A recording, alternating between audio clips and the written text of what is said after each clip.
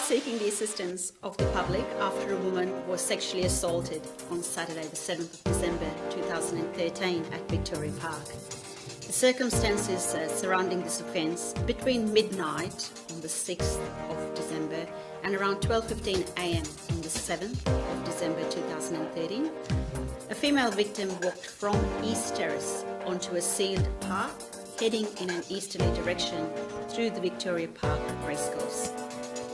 As she walked through the parklands approaching Fullerton Road, she noticed a male adult following her. This male then ran at the victim, tackled her to the ground and sexually assaulted her. The victim resisted a subsequent attack that then enabled her to escape.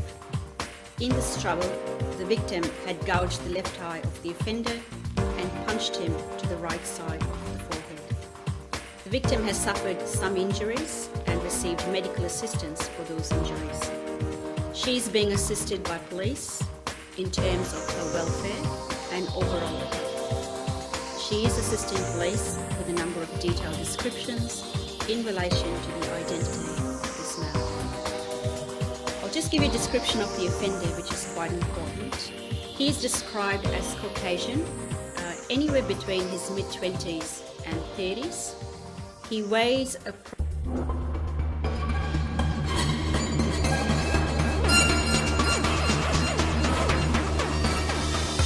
Hey everybody, it's Christopherson coming at you live from our studio. How's it going, folks? Well, here this woman here in the purple in the middle is sitting on this couch with her parents, and they're doing a media interview or discussing the Bill Cosby rape allegations, and she claims to be one of his many victims, and I guess her name is Jennifer Kayla Thompson, and I found this on someone else's video and just caught this out of the corner of my eye and noticed that this woman right here is her mother, and this is her father, and this is the Miss Thompson.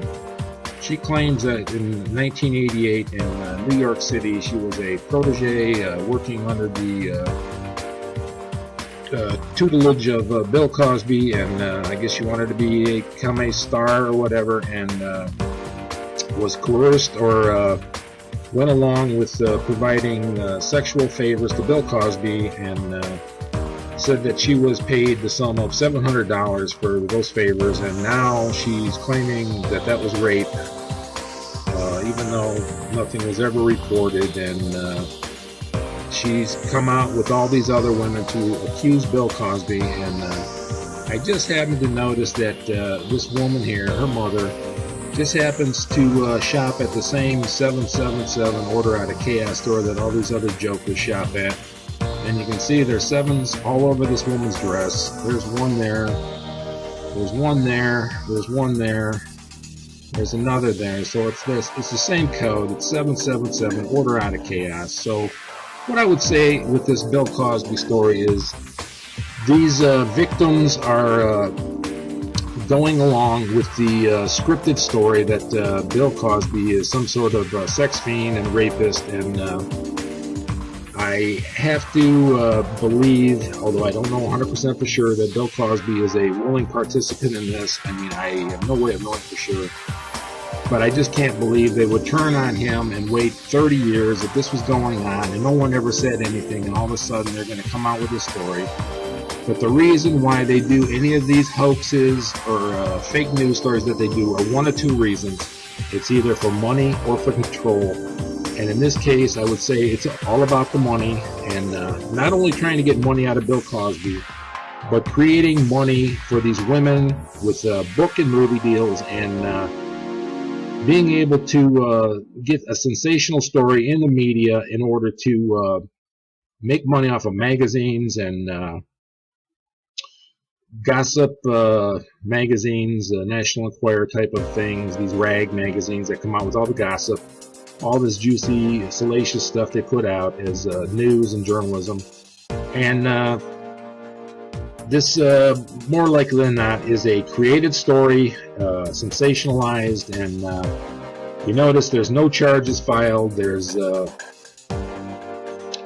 not even any real lawsuits going on that I know of, because it's pretty much impossible to prove something happened that was never reported 30 years ago, 20 years ago, unless you have a witness. And as far as I know, Cosby was there alone with these women. And just because you have 35 women or 37 women, whatever the case may be, repeating the same lie doesn't mean it's evidence or something that can be used in a court of law. But we know in their little fake bizarro world system that they've created for the mind control for the masses, anything is possible, and they'll use this to entertain you. And I'm sure at some point there'll be a fake trial and put Cosby on trial, and you're going to have people rooting for him, and you're going to have other people rooting against him. And that's how this crooked, evil, wicked world works. This is how they do it. And the 777 code is known as the jackpot, and whenever you see that number, somebody's getting paid. And this is their gold payday for these people who have that number and use it on these stories. And that's why this woman is wearing the sevens all over herself. She's letting anybody who has eyes to see that this is all a big ruse, this whole Cosby thing. And this woman is acting, and her job was that of an actor, and her parents are playing along with it. And I'm sure they're going to get their little payday for playing their little part. And why Cosby's going along with this? Well, I guess when you get to be that big of a star, at some point you got to pay the devil his due and give a little back.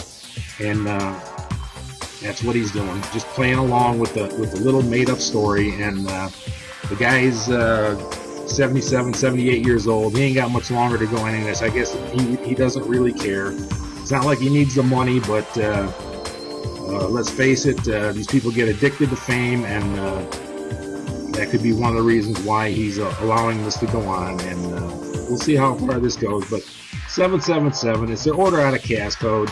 And I wonder if they got a catalog for this store, because I'd like to get me some of these fancy 777 duds. All right, folks, Krusty Christopherson signing out.